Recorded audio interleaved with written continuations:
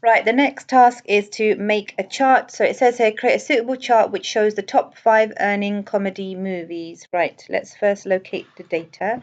So it's in genre order already anyway. So let's go down to the comedy movies, which are all of these. Okay, fine. So we've got, how many is there? We've got a few of them. So we're going to do the top 5. So we have 9 movies altogether. You can just select one column of that data and it tells you how many rows you've selected. That's 9. So we want the top 5. We want the top 5 movies with their earnings. That's what we want. So let's go back and look at the instructions. Yes, so create a suitable chart which shows the top 5 earning comedy movies. So we want the movie title and how much they earned. Okay? So let's go ahead and make the chart first before we start making sure it's all of this. So because it's just showing the top 5 earning movies, we can go ahead with a simple column chart for that. So I'm going to select the 1, 2, 3, 4, 5 titles there. And then I'm going to hold down Control on my keyboard to select a non-adjacent row, non-adjacent column, beg your pardon. That means a column that is not touching the first column that you've selected. So you know you can do this, but if I just want to have this data and this data, I can't do that, or hold any other key apart from Control. You hold down Control and you make sure you've got 5 selected. 1, 2, 3, 4, 5 of the top comedy films, and then 1, 2, 3, 4, 5 of their relating earnings. Okay, then we go to chart. So you go to Insert, and then I want a column chart, so you can click the first icon there. This one is fine, and I am happy with this. Okay, so this is showing me the top 5 comedy films with their earnings. Okay, what other specific instructions have we been given? Make sure the chart has a suitable title and axis labels and axes. Let's change this to axes because it's X and Y axis, both of them. Right. So suitable title first. So what would be a suitable title? Just keep it simple and straightforward. And we just put here top 5 comedy films and their earnings. There we go, that's fine. And this needs a label here, so we can say movie name. And this needs a label here saying earnings. So let's go and investigate how do we actually go ahead and add these axis labels. Let me just make this a bit wider. Why is this over here? This needs to be in the center anyway. I think it's just alignment. Let's go to format. No, let's go back to design. Add chart element, axes.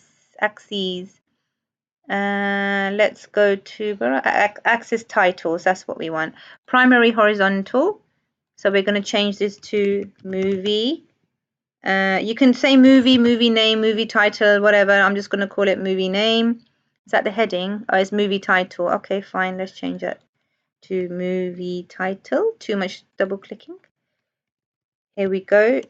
Title. And then here I want a label. So axis title, vertical.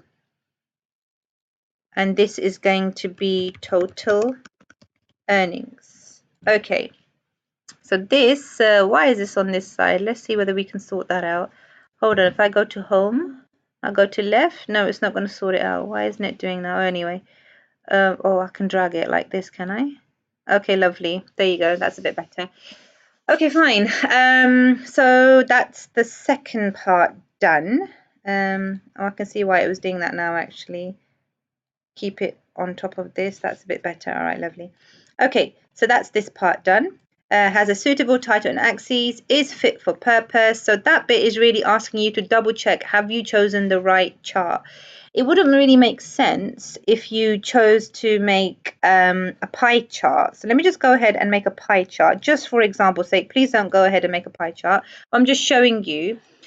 It doesn't really add any value to make a pie chart because a pie chart is for portions. So a pie chart might be like, the budget was 1 billion. How much money did each of the 10 films take from this budget? So that would be different. But this is just showing how much they made. So a bar chart or a column chart is absolutely fine for this.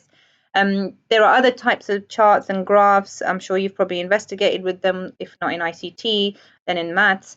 you got scatter graph, which deals with, two variables. In this case, we don't really have two variables. So yeah, just make sure you don't just pick any old chart.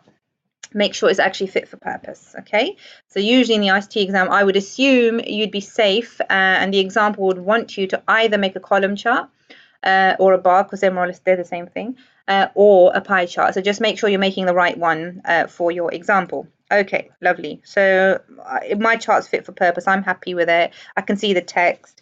The colors are fine. Nothing's clashing. It's saved onto a separate worksheet. Okay, let's do this now. It's saved onto a separate worksheet. Remember to make sure if your text is too small, then you can actually click here and go to home, and you can increase the text size if you wanted to increase the text size, but I think mine's fine. It's fine. Whatever. Right, we're going to save this now onto a separate sheet. So what you do, you can do it a couple of ways, but let's do it this way. Right click it, and you can say move chart. So select move chart, move it onto a new sheet, and we'll just call it chart 1. That's fine. And this actually goes ahead and puts it on its own sheet. So you've got movies, you've got the other sheet that we haven't worked with yet, and then you've got chart 1. If you want to move it along, then you can move it along, doesn't really matter, it's fine. Okay, fine. So there you go. So there is my chart. Can I make my title bold? Has it done that? I was only made one word bold, sorry.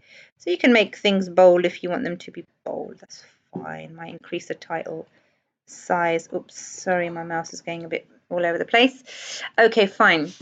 So that's done. And the last thing it wants you to do is save in the footer of the chart task SS2. So this is task SS2. Task SS2, your name and your teacher's name. And then you've got to save the whole spreadsheet as task SS2. All right, so save in the footer of the chart. In the footer of the chart. Okay. Right, so we select the chart. Where do we go? Here, design. Where are we? Format. No, not here. Where is it? Is it insert? Is it home? We find it somewhere. Where are you? Can we right click this? Format chart area. Let's click that. What have we got here? Options. So on. I've actually forgotten how to do it on this. How do you do it on a chart?